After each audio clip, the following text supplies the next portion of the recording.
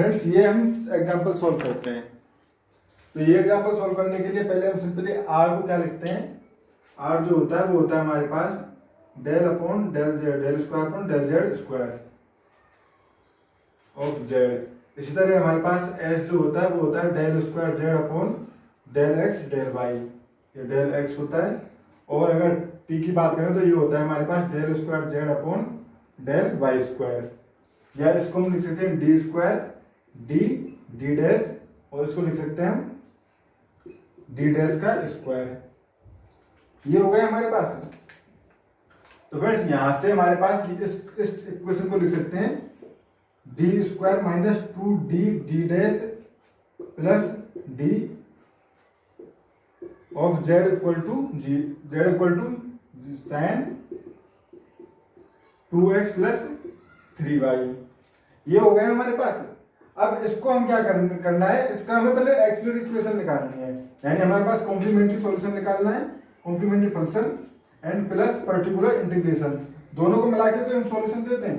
तो पहले complementary function निकालने के लिए आरएचएस को 0 पुट करना होगा, तो ये हो जाएगा D square minus 2d d dash plus d dash का स्क्वायर जेड इक्वल टू 0।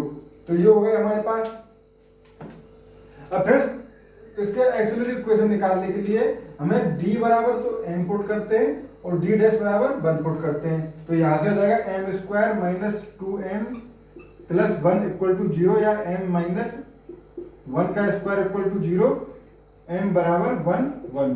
तो यहां से हम इसका कॉम्प्लीमेंट्री फंक्शन दे सकते हैं CF, कॉम्प्लीमेंट्री सॉल्यूशन भी बोलते हैं। ये दे सकते हैं हमारे पास y बराबर 5 देना चाहे तो 5, ये होगा 5, और ये हो गया y plus x and plus x, ये हो गया 5y प्लस एक्स। तो इस तरह से हम इसका कॉम्प्लीमेंट्री फंक्शन दे सकते हैं। फ्रेंड्स ये कॉम्प्लीमेंट्री फंक्शन मैंने किस तरह से निकाला है, इसमें मैंने पहले वीडियो बनाई है, ये लेक्चर नंबर 16 या 17 में मैंने इसके बारे में वीडियो बनाई है कि कॉम्प्लीमेंट्री फंक्शन किस तरह से निकालते हैं। वहां से जाके आप इस वीडियो को देख सकते हो कि कॉम्प्लीमेंट्री फंक्शन की ये टर्म किस तरह से लिखते हैं। तो यहाँ से जेड बराबर ये लिखते हैं, जेड बराबर ये हो गया हमारे पास। अब हमें निकालना है इसका पर्टिकुलर इंटीग्रेशन। पर्टिकुलर इंटीग्रेशन क्या होता है हमारे पास 1 upon F D D dash, particular integration में जेड बराबर 1 अपॉन डी डी डैश, और ये हो गया हमारे पास जो राइट हैंड साइड होता है sin 2x plus 3y, sin 2x plus 3y, यहाँ बोले एफ एक्स वाई। तो ये f d dash d D dash क्या है हमारे पास, f d square minus 2d d dash plus d dash का स्क्वायर, और ये sin 2x प्लस 3y, ये है हमारे पास।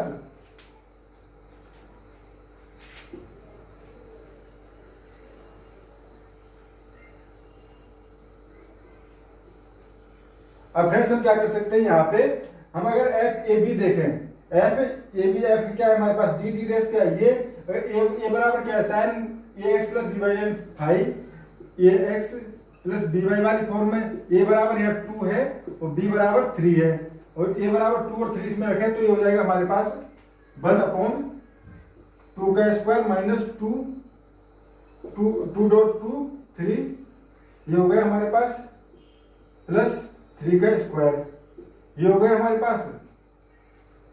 और इंटीग्रेशन डबल इंटीग्रेशन आ जाएगा क्योंकि हमारे पास यहाँ पे ये 2 टाइम है, यानी 2 हाईएस्ट जो टर्म है वो 2 टाइम है, तो ये ये आ गया हमारे पास।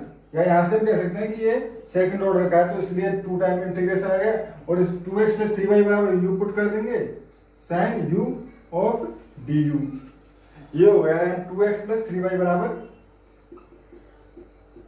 u। तो ये हो गया हमारे पास। तो इसकी वैल्यू अगर 2 4 और ये -12 प्लस 9, तो ये वैल्यू 1 हो गई। तो ये तो हमारे पास 1, कोई मतलब नहीं है इसको लिखने से, तो क्योंकि ये 1 है। अब sin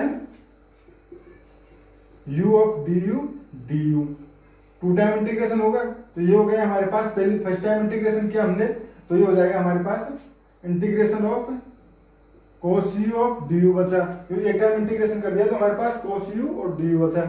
फिर से इंटीग्रेशन किया तो माइनस sin और u बचा, तो u की वैल्यू आ जाएगी 2x प्लस 3y। तो इस तरह से जो कंप्लीट सॉल्यूशन आया वो आया हमारे पास CF plus PI complete solution लिखते हैं। तो CF प्लस PI अगर लिखते हैं तो ये हो गया Z बराबर 5 y plus x five y plus x और minus sine 2x plus 3y। तो ये इसका पूरा सॉल्यूशन हो गया। तो इस तरह से फ्रेंड्स आप सॉल्यूशन निकाल सकते हो। अगर आपको यहाँ तक इस क्वेश्चन में या इस मेथड में कहीं डाउट है तो आप मुझसे व्हाट्सएप पे कांटेक्ट कर सकते हो। मेरा व्हाट्सएप नंबर, मेरी मेल आईडी दोनों ही आपको डिस्क्रिप्शन में मिल जाएगी। व्हाट्सएप नंबर पे फ्रेंड्स व्हाट्सएप भी करना है, कॉल नहीं करना है। Thank you friends.